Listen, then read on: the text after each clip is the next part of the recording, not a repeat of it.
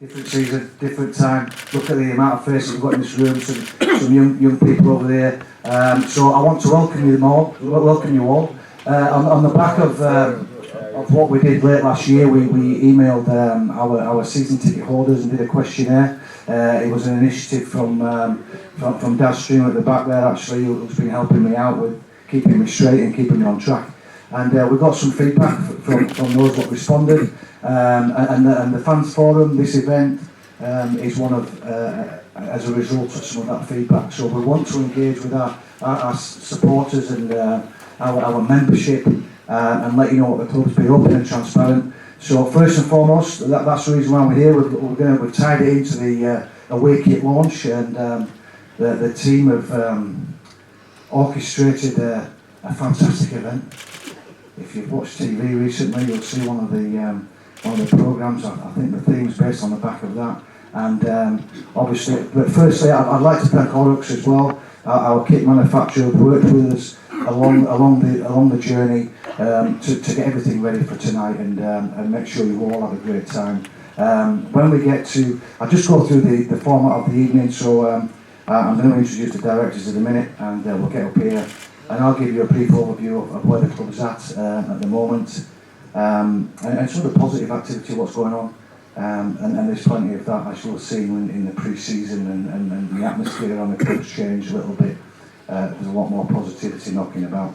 But I'm open and transparent. I'm a military man for 37 years, so I'm pretty direct at times. And it is what it is, because the truth will always win through. So in the fans, when you've got the opportunity for questions, please don't hold back. We can get our elbows up, we can be honest in here. That's what it's all about, because we're all looking forward to a positive 2025 season. So, without further ado, if I can introduce onto the stage, please. We've got Mark Bannister, Ian Utley, both directors of the club, and also we've got Richard Durgan, who is our director of rugby. Gents, please.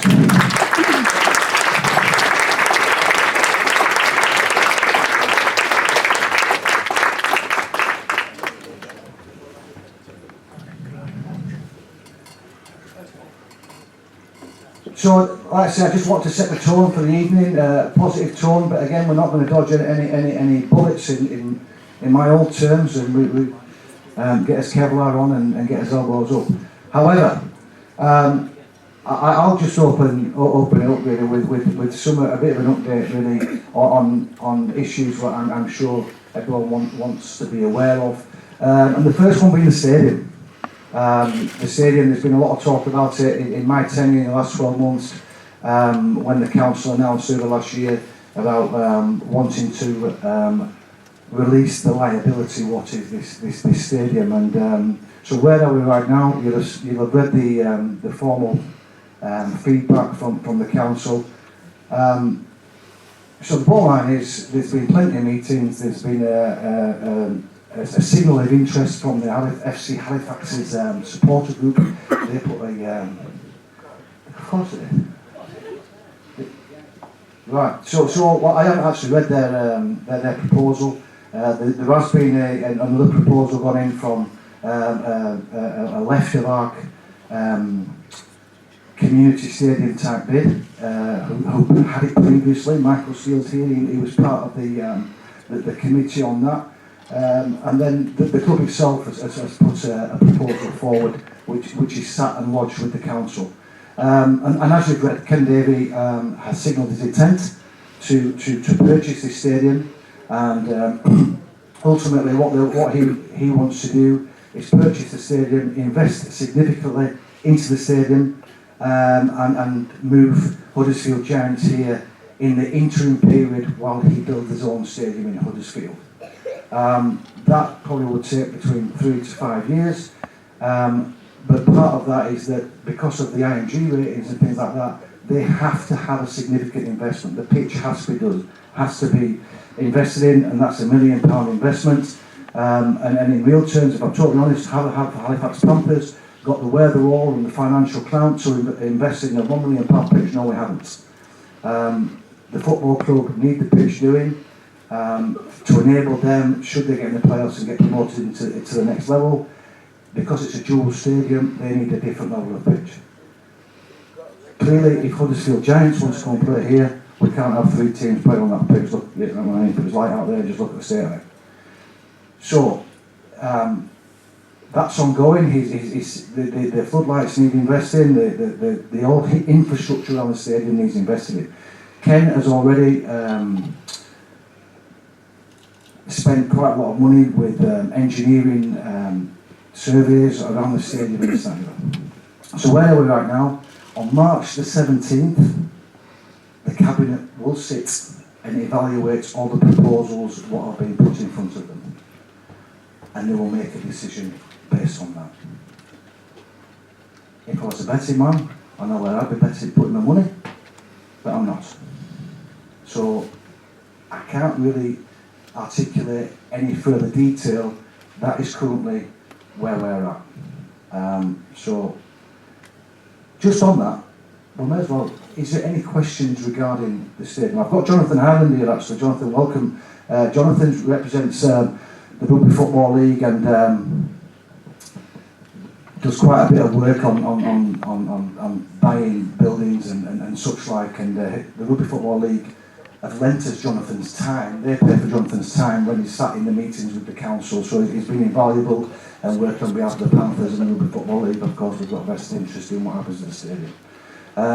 For me personally,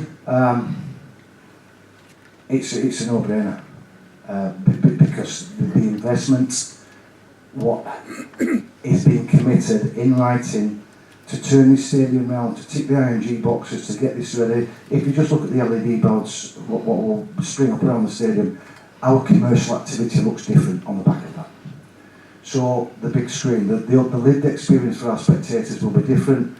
For the team, when they run out a better venue, well, it's a good venue already, but it's going to be better.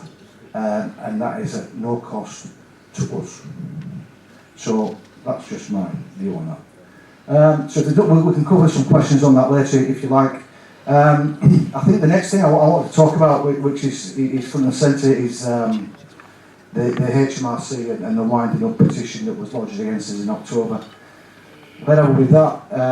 We have, and there's an expert, a tax expert who was lent in with his time and his commitment because he's from Halifax and he wanted to help the club. When he heard that the club were in difficulties, he lent in and reached out to us. Sat alongside him is a barrister who works out of Linden Hall in Cheshire, which is the law firm that he works for. Since that petition was lodged in October, I've been down to the High Court in London twice. The last time I went to the High Court in London, there was 204 businesses being wound up that day.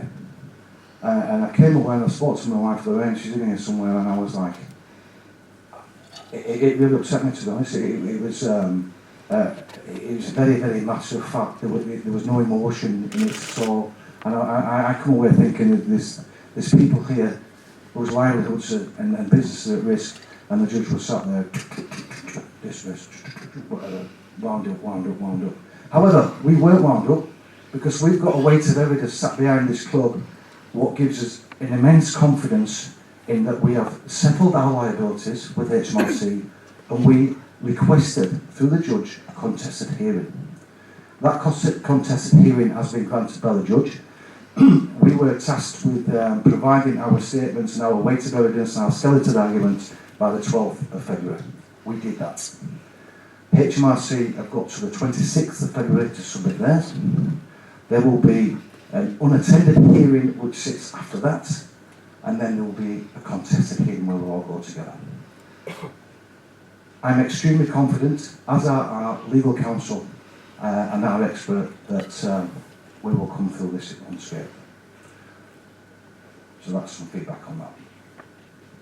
So let's just talk about the positive developments as the club progresses. Then commercial sales, it's been really interesting. Obviously we don't have a commercial team at the minute at the club, but I stand here quite proud of the team what are over there on my left, in that I can look at the figures and the commercial activity for 2025, this season now, in 3 months, it's only £20,000 less than what we did for the whole of 2024, and it is £50,000 more than what we delivered in 2023. So a massive thank you to our partners, our sponsors, our members, our supporters. We're looking very, very positive, and it's tangible evidence. I'm not making things up here. They are facts. Our season tickets sales are increased from last year. There was more sales in 2023, but the 3-year deal was on the table then. Some of you may have still got season tickets from that 3-year deal what was sold in 2023. That's still current, so we haven't sold those again, but we're only 20 behind what we sold in 2023. So exceptionally positive in that respect, and I think that I'm looking at you all now and I'm like, that has, firstly, the love of the club, so thank you very much for that, but secondly, what's going out on the field of play. Alright, that has to be reflection. We've seen an influx in the last couple of weeks. We played Catalan, obviously we had the winning game at Sheffield last week, so we're outperforming. The membership is 170 members. We only introduced it last year with 30 members. This year we've realised 170. What a fantastic thing! And my main effort now and the team is to deliver on our obligations with regards to that membership and give you an experience what you've never had before down at Halifax Panthers. Exposure to the players, exposures behind the scenes, and that's what we're trying to create. It's about the lived experience for you guys, and I think we're delivering on that. But also what I want to mention is some of the partnerships that we've done. Hanson Plywood is a fantastic example. Hanson Plywood committed to 6-year sponsorship deal with us. I sat down with them in my office, Gary and his 2 sons. He went, Damien, I love the vision, I love where we're going, I'm with you, we're going to commit to 6 years. And I'm like, I was a bit taken aback to be honest, so I was like, fantastic, thank you very much. Brooke Miller, Mobility, I'm in for a 3-year deal, Damien. Tag 2 Live, we're going to do a 2-year deal. Oryx, our kit manufacturing and major support of the club, we're in with the journey for you with Damien and the board, another 3 years. So what that does for me, it adds a level of confidence that actually what we're doing and where we want to be travelling is realistic, and actually we've got a big team of people sat behind us, and obviously what we do need to do is increase our supporter base.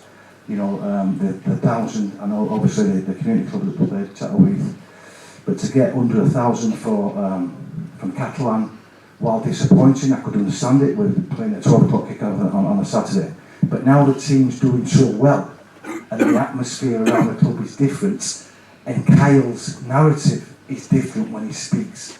And I've just had a conversation here, it's great to see the coach from the pitch, like, good getting stuck in. It's different. There's a different mentality in the club, in the group, in the playing group, and also that is having a second and third order effect on the team what's sat behind it. Panthers Talent Pathway, you'll have seen some of it. We've got a young boy, he's 16 years old, Riley Thompson, who has come through that pathway. We introduced it last year, and if I'm really honest, it's probably one of my proudest moments is in my 12-month tenure here, in this 14, 15, 16-year-old boys who were training in 5-week blocks and playing against other Leeds Rhinos and Oldham and Bradford Bulls and this, that and the other. And to see those players come off that pitch, 15-year-old kid, with his mum and dad getting his picture taken in Halifax shape because he's representative, that's what it's all about. That's a fantastic thing to be able to deliver. It's well supported by a guy called Ricky Sharif and Wayne Stead and the coach who grew up at the time for nothing. So that it's a real positive thing, and that we're also planning for the next book right now, and we should continue to do that. The Halifax Panthers Foundation, again, it stood up from the early last year. It stood up from the CIC, and again that's gaining some significant traction. It's having a real positive effect and social delivery around the people of Calderdale for inclusion and community sports and education. Danny Hutchinson is the lead from that, and that's going well. Obviously, Amy Hardcastle with the women and girls development as well. You know, we're getting stuck into that. So we're very mindful of reaching across all disciplines and all demographics.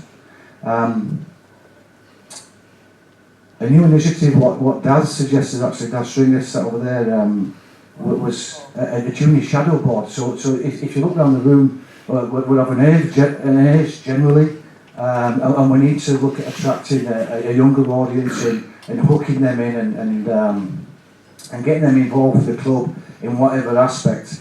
And Daz suggested that we reach out and we include it in the questionnaire actually, and we're going to have a junior shadow board.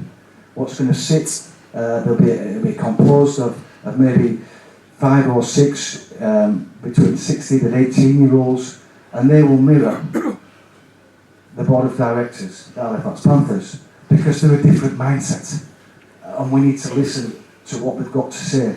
So they will sit and they will meet, and they'll be coached by Daz, and then we'll feedback. One of them will come and feedback and sit in front of our monthly board of directors meeting and come up with some ideas and suggestions what they think. We want to listen.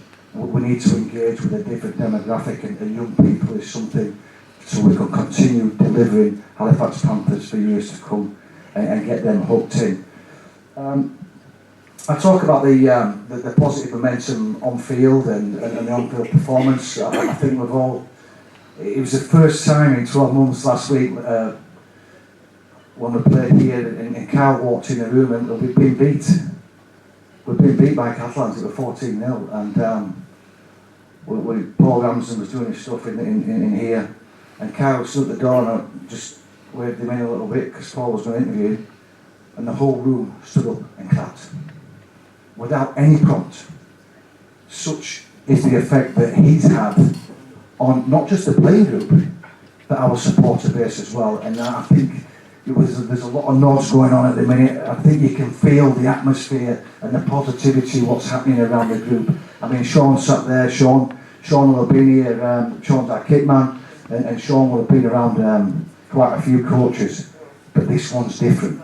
This one's different. This has come from an elite performance all his career and is having a real positive effect around the group, but more so around the spectators. And that's something we've been craving for a long time. We certainly didn't have that last year, and that's not a slight on Liam Finn or his coaching team.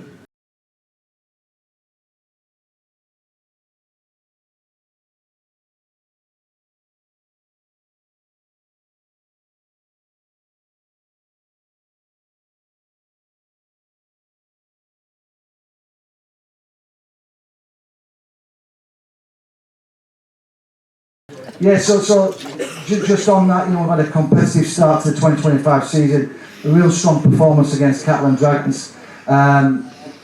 Listen, they are, let's make no bones about it, people will say, oh, they didn't play very well. They had 8 internationals in their team, right? And our boys from the off, they just got after them and they whacked them, and they didn't take a backward step, and they showed some true grit and determination.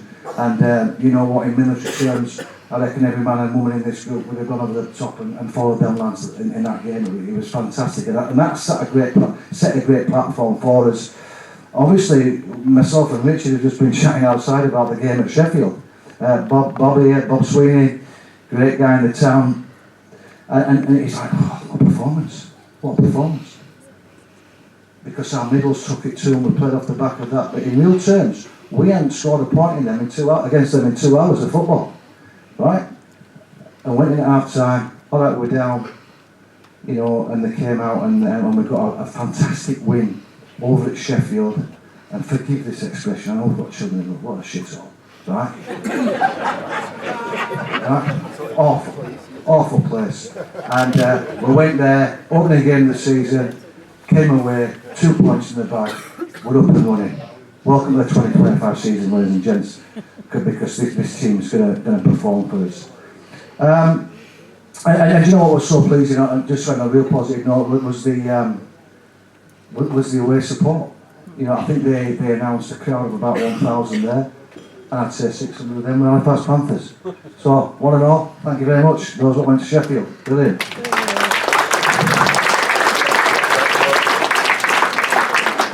So I'm just going to ask Sarah now to grab hold of the microphone, the other one. Where is it? She's got it.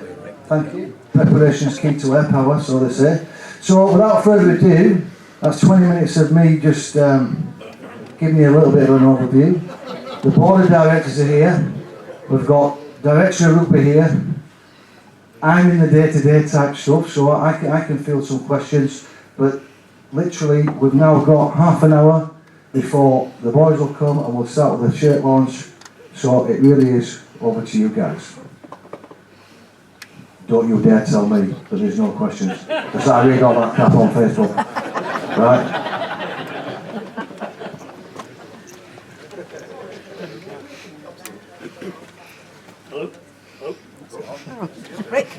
Can you hear me now? Hello. I agree with what you say about Kyle. I think he's had a really positive influence. But I think we're kind of one dodgy bench away from having, one accident away from having half a team. Are we going to get any more players in for the squad, or? So that's probably to Richard. But after he's answered it... I mean that in a positive. No, I get it, and that's a great question, and we anticipated that. I'm going to give it to Richard as the director of rugby. However, depending on what he says, I might caveat after what he says. We're very different here, aren't we? I'm going to get all these questions, you two are going to sit here, aren't you?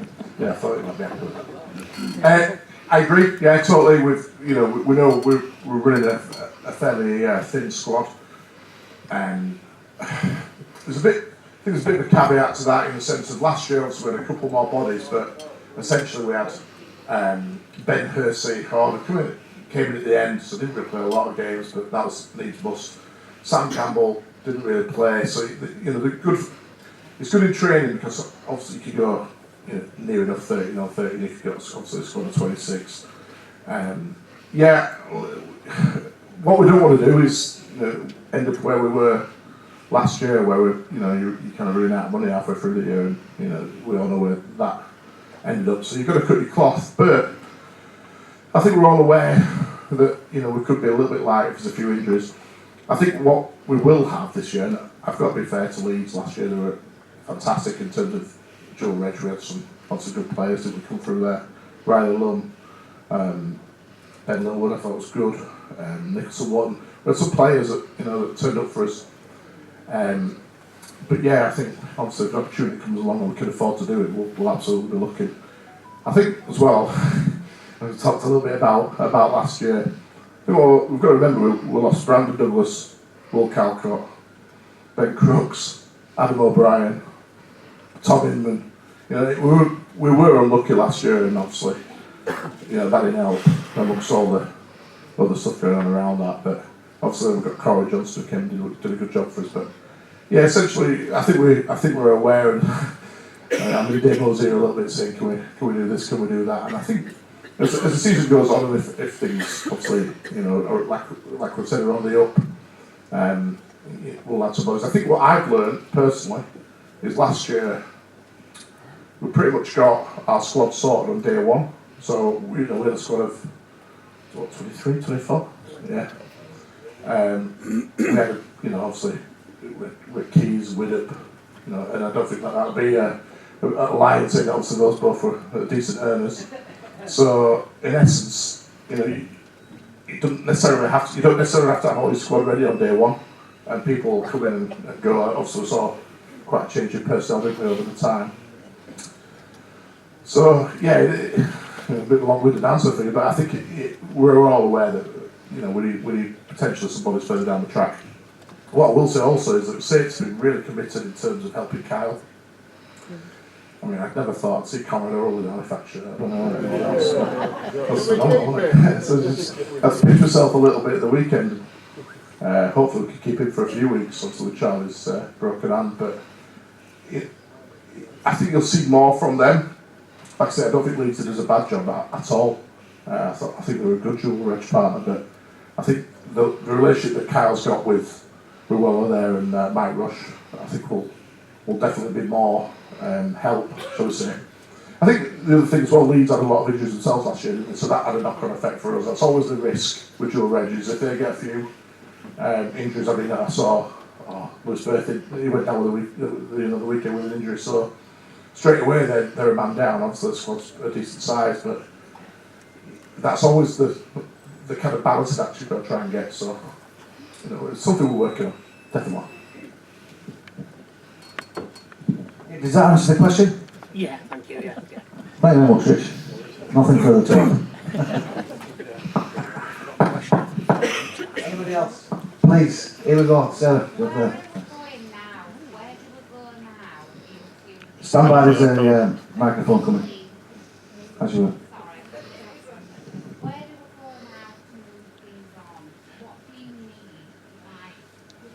Need to speak into the microphone. Sorry, Sarah, we can't hear you. Oh God, sorry. There you go, got you. Where do we go now to move it on? As fans, like, we're all here, we're here every week. It costs a lot of money, it's not cheap. No. Like, going to rugby is not cheap. So how do we move on and help you, like, move on? I personally, I think the continued support of the hardcore fans, what you hear, and you can't do much more than what you're actually doing. And there's absolute understanding that it's not cheap to come here.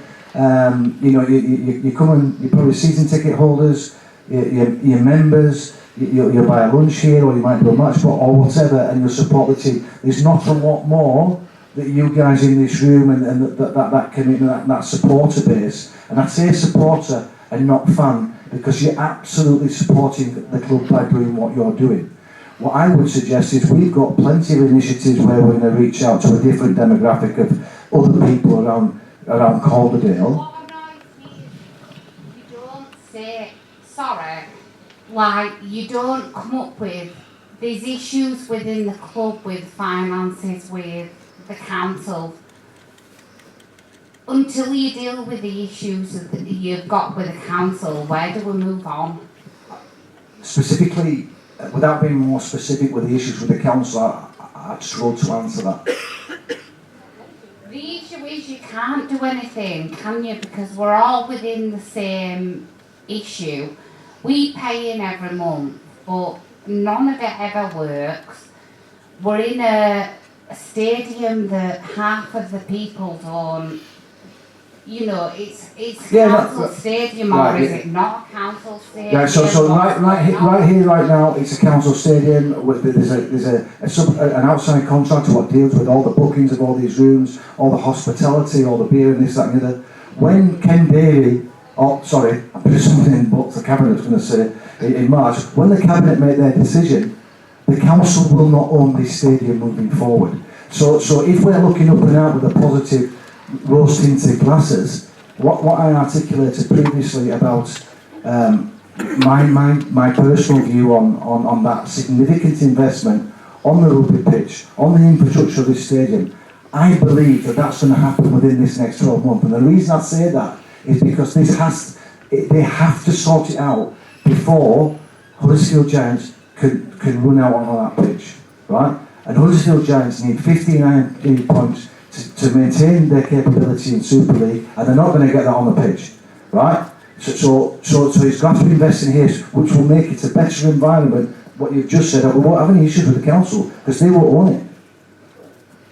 They don't own it now, though, they're not doing it. They've not been doing it for a long time. Well, how long is it? You've been doing it for ages. When's it going to come? Oh, it's going to happen this time. It might happen this time. Yeah, so the positive view that I've got, I think that coming over the hill, down in...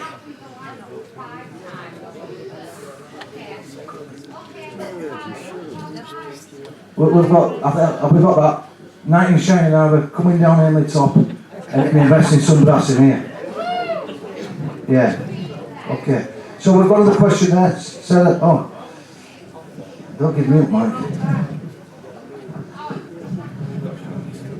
Hiya. Yeah. Just on ground at tonight's meeting, was Ken Davey invited to come here?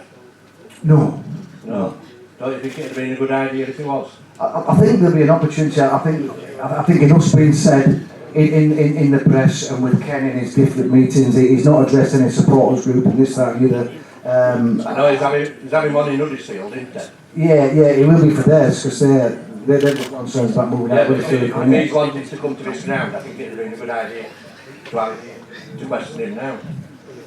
Yeah, it's Just a thought. right. I thought, but my reply to that is the decision hasn't been made that Kenny's getting it. I think there may be an opportunity after the March 17th, once it's ratified, if he does get it, then there may be a time for him to sit in front of you guys.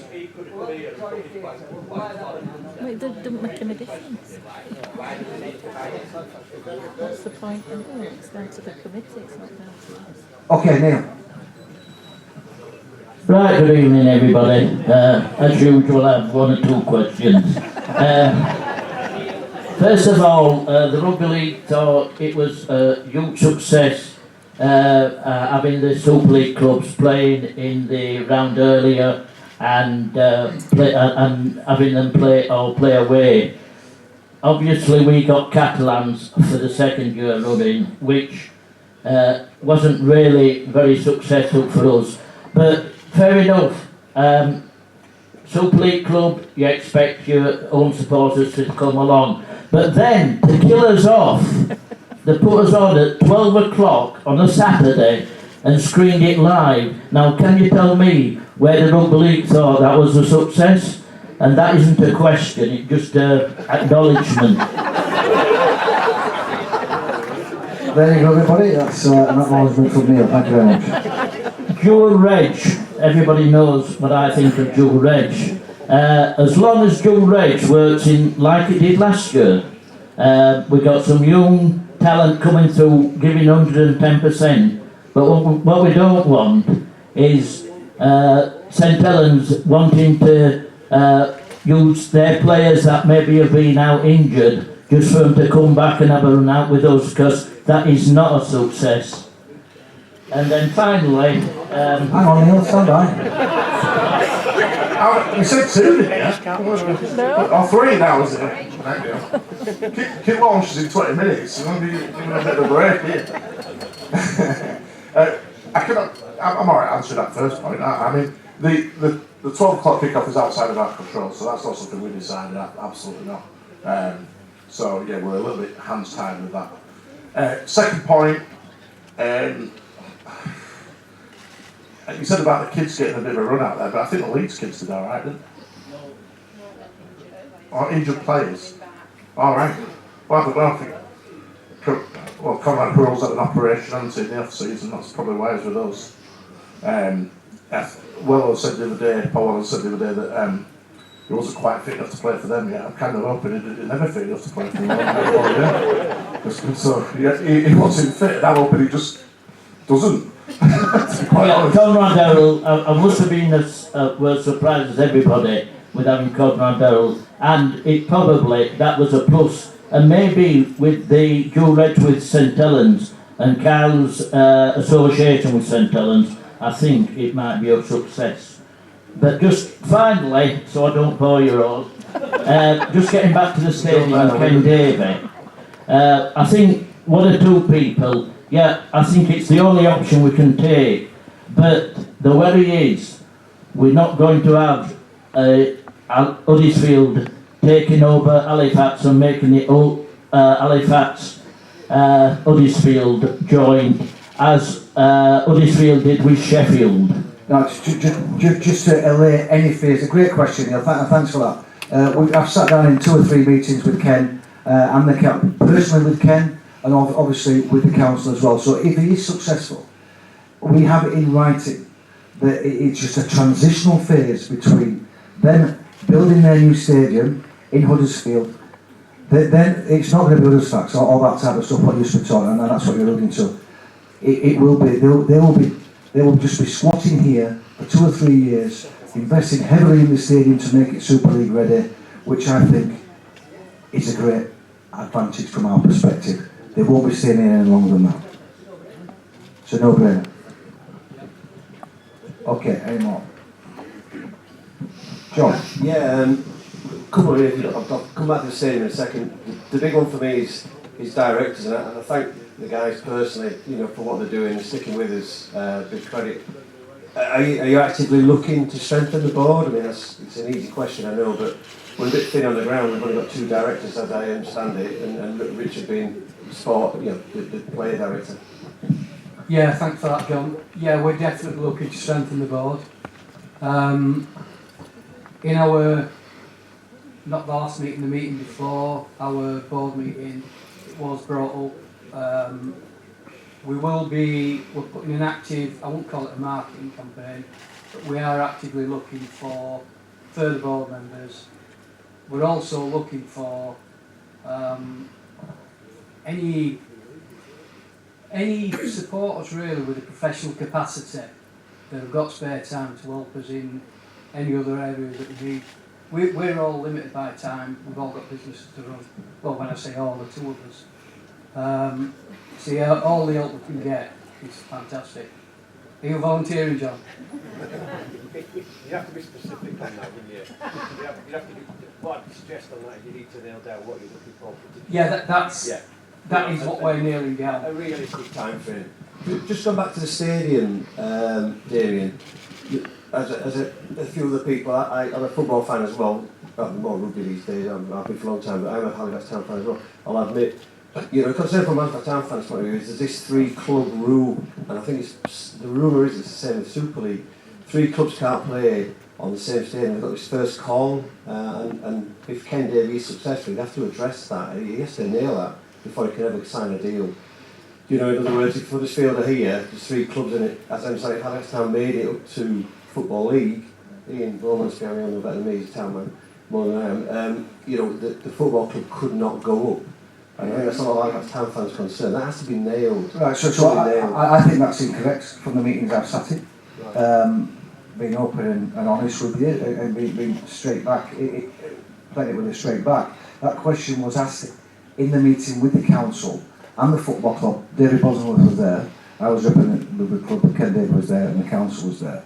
And the question was asked, would that inhibit having 3 teams here, the bid, because it's an FA Foundation bid to do that pitch, supplemented by the council and the rugby club with £100,000 each to enable that to happen. And we have to be seen to be contributing to that for the FA Foundation to give them the money of such an extent that it could host 3 teams playing on it. And the FA and Bosworth went back and done some research, and he's pushing hard for it. So it has the full support of the football club. Yeah, it's not a Halifax Town decision though, Damien. It's an EFL decision. Yeah, no, he's been to them. So I think that needs to go public. I really do. As a fan of both clubs, you really need to go public on that. It's the primacy of tenure. Sarah just brought in my ear.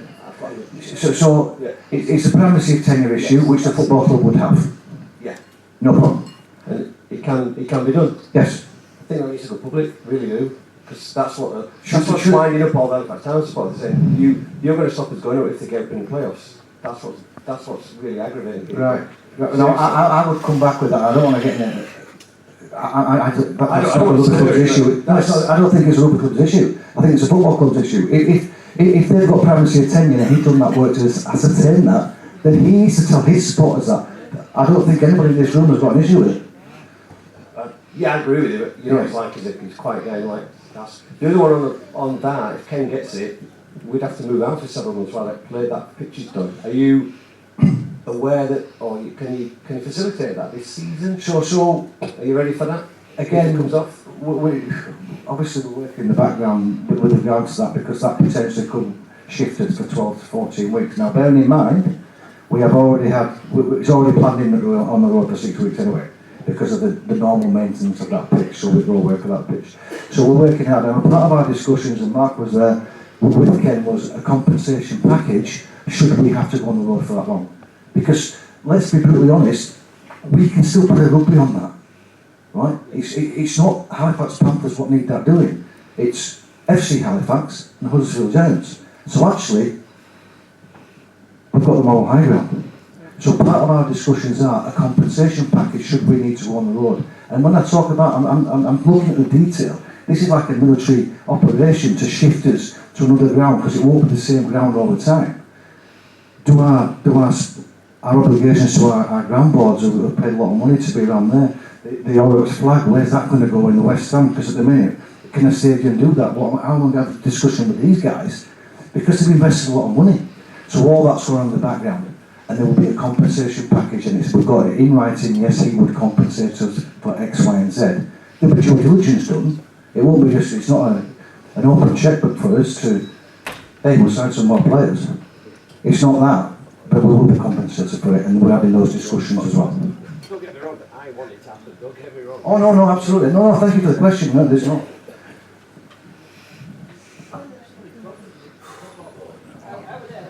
I just wondered what could be done to get more coverage in the Courier and on their social media channels. And also, we're going to have some fixture lists to be published, to be put up in pubs and chippies and whatever, like we had last year. Okay, I'll just hand over to Rick, who heads our media side up. So we have spoken to the Courier. They are quite thin on the ground when it comes to staffing, but they are sending us a reporter from this week onwards, a young student who will commit to covering our games at home. Obviously, we'll continue to cover the games as a club on the road for the year. The fixture list is something we're looking at most of the time. We're happy to print things. It's actually having people available during the day. We do so many things, obviously, with quite a short staff at times. It's actually getting them out there and about. So if any supporters are willing to help us out and be a bit of a street team and things like that, we'll have fixture lists and posters available in the shop to be collected and handed out and put out. So any help is always appreciated.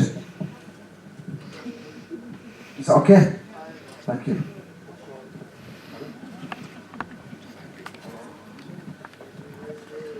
Any more, ladies and gents? I've got one at the back there. Here we go, here we go. Hold on, no, hold on, not first to beat your tone out, Just come back. Just one thing I wanted to clarify. Ken Daly, when he was talking in the paper, he said the pitch was going to be an interest-free loan, but he said there was going to be some FA funding. Could you just clarify that? Because that's the only thing that concerns me about the Ken Daly thing, is that we have this massive loan to pay off. Yeah, no, great question, and I won't believe everything you read in the papers, because Rick does our media, so I won't believe what he says. So, yes, so the 70% of the funding will come from the FA, so that's the given.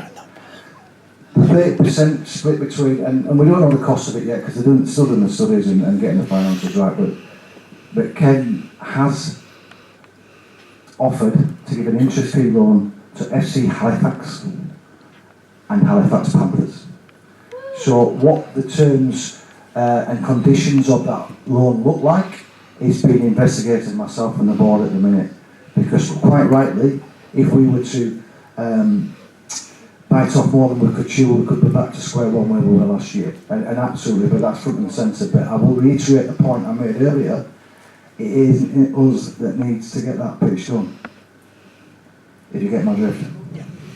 Right, so we've got the competitive advantage, I would say, in our negotiations. But they're ongoing, but great point, thank you. I was at the game with Rochdale last night, and the sense of feeling around the Shay Stadium was they're still against the Panthers for some reason. Why they can't agree what we're trying to do, I don't know. Majority of the fans in the stadium last night, barring a few friends of mine. It's getting over to them. We'll get used to it when we do get a new stadium.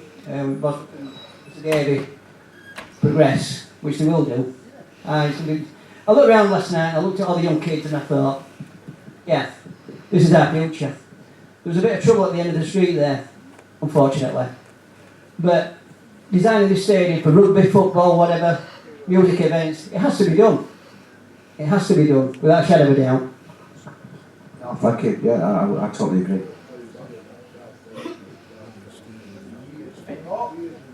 Any more? Any more? Okay, so ladies and gents, thank you for that. Some reaching questions, and hopefully, I just want to reiterate the absolute decision for Ken Daly to take over the stadium has not been made. That decision will be made by Caldwell Council Cabinet on the 17th of March, and there are 2 or 3 proposals on the table for them to consider. So please, don't go away from here with a narrative that Damien stood up there and said, Ken's going to come right in here, because that's not what I'm saying. I'll give you a little bit of a broad brush there, but fundamentally the fact of the matter is, objectively, 17th of March, the Cabinet sits. That's what I need you to take away, please. And Mike will make that bit front and centre when you distribute it, please. All right, thank you.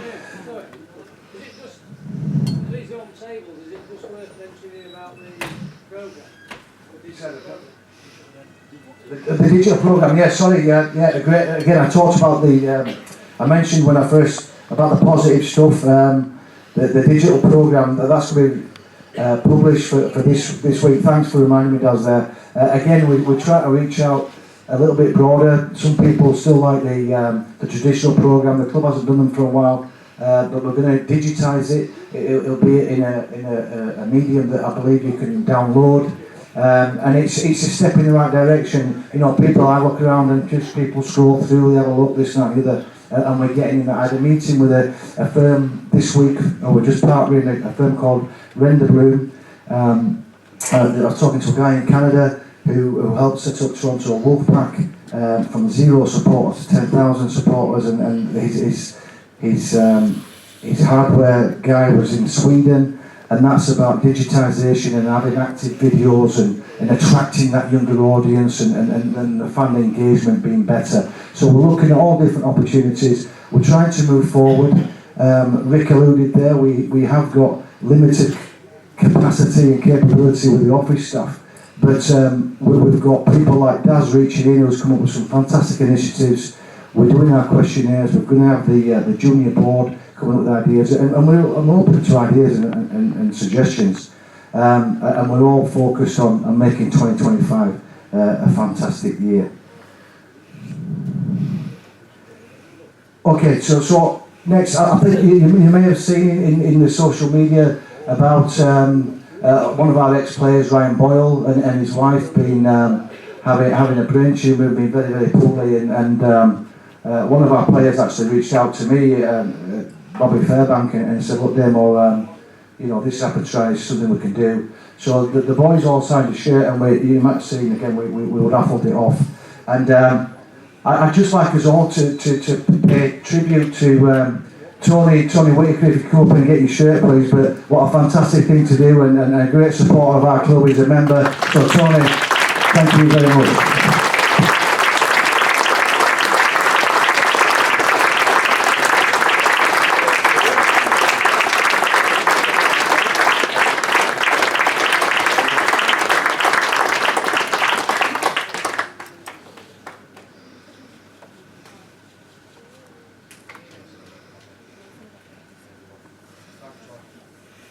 So, ladies and gents, we literally have got about 6 minutes before we're going to do the away shirt reveal, or the away kit reveal, may I say. So, please, toilets, recharge, back, sat in here, 27 minutes past. 27 minutes past. Thank you.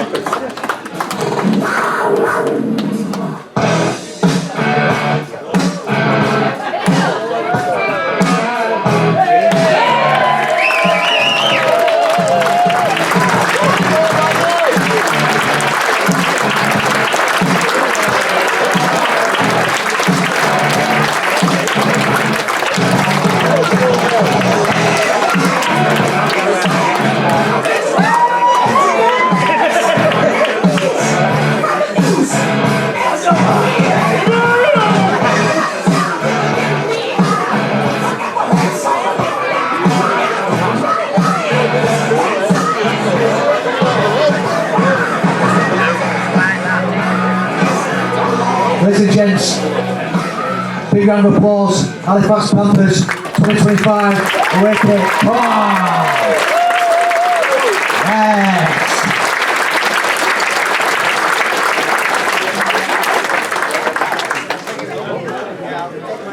Okay, James, just before Carl comes in and that, just a few questions. Obviously, just want to link in there. Louis, first.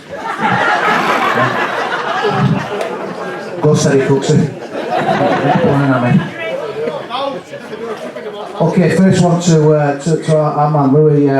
Listen, Louis, we had a great start over at Sheffield, which has set the tone for the season, really.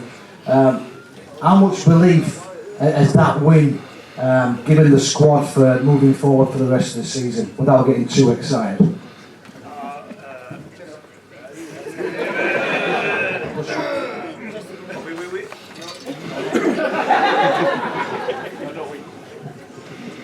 Tisco. Thank you. Obviously it's a good start for us.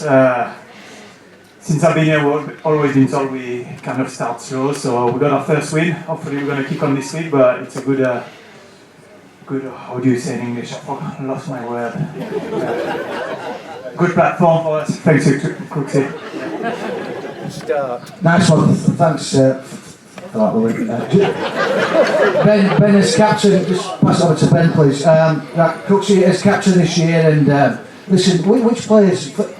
We've got all our supporters in the room now. It's not just members, but for the last event, all our supporters have come in and joined in this evening and wanted to crack on. So just give a bit of an insight, really, in which players have really stepped up in training or matches so far, maybe who hasn't stepped up in training, and who should the fans be keeping an eye on this season? Who are they sort of looking out for this season in the Panthers squad?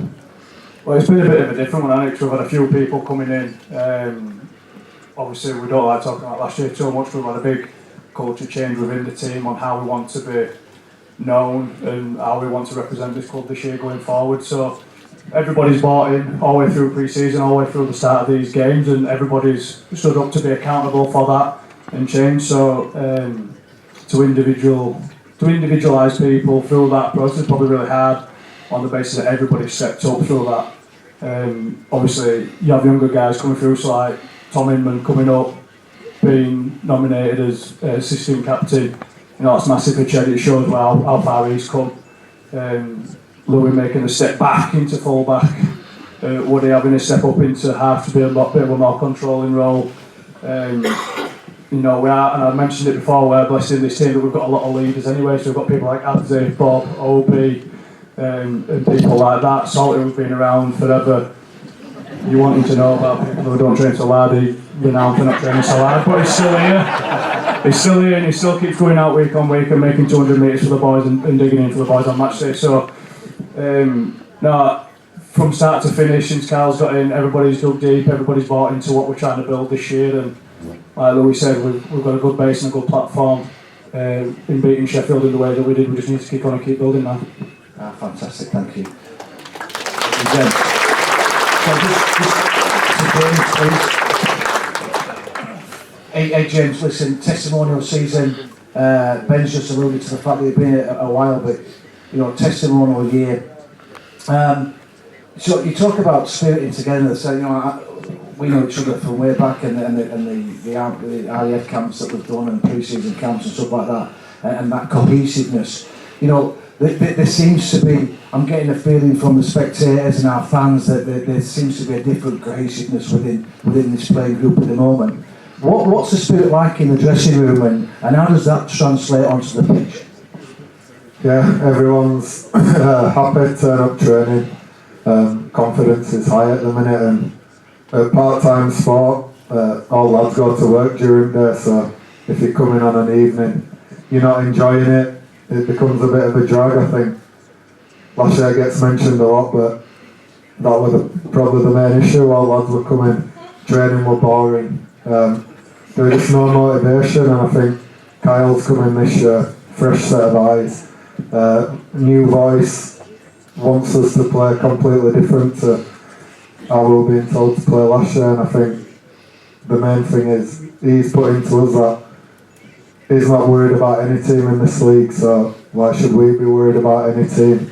he gives us the confidence every week before we go out on field and says as long as we do what we're going to do, then no one will live with us. And I think you get instilled with that confidence and that belief, that goes a long way. And obviously, only a start on Sunday, but last year we got hammered over there, got hammered by them at home, and I think the way we played, the scoreline probably didn't reflect how dominant we were, and hopefully we can keep that going through this season. What do you guys reckon of that? Well done.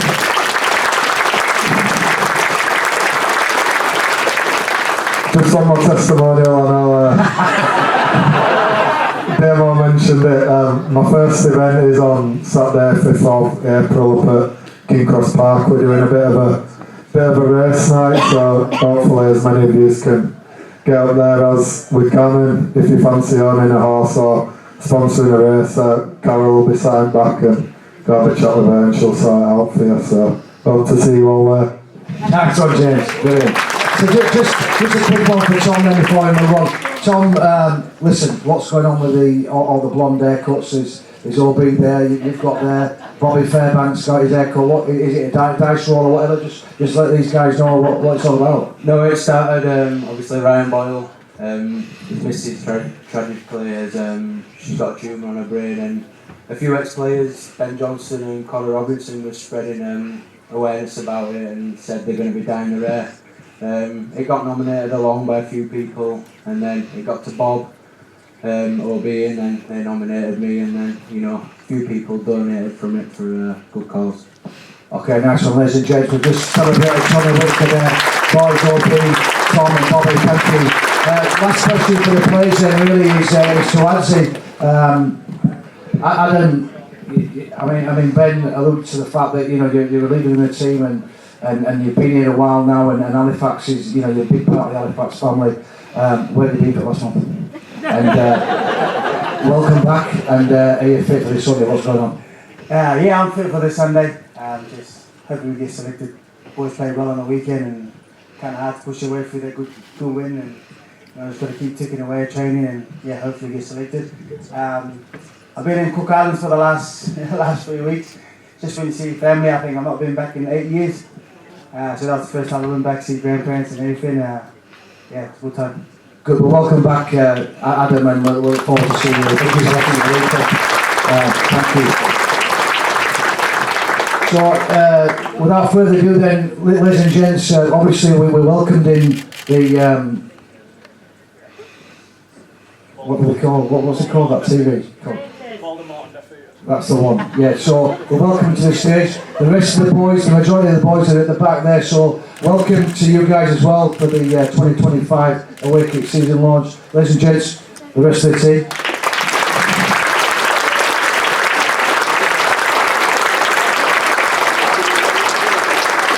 Okay, so it would be remiss of me not to say a few thank yous. These events don't organise themselves. I mentioned previously about there's 5 full-time staff in the office and they have to wear different hats. So I personally, I hope you would like to say thank you to these guys. We've got Sarah, Jenna, Cara, Rick. We've got Mike and our volunteers to say thank you for putting on this event. So thank you very much from me. Much appreciated.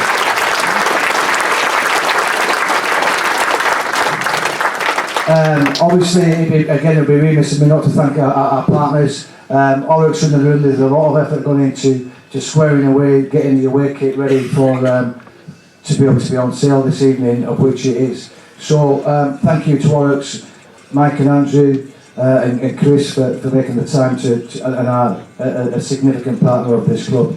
But most of all, I want to thank you guys. The honesty that you some of the questions were deep diving. I think hopefully you got an honest answer back from this club. There really is a different sense of atmosphere across the club since Kyle and his coaching team. The boys have just alluded to that with regards to the atmosphere in the group and challenging each other and having that self-belief. So, gents, good luck for the season.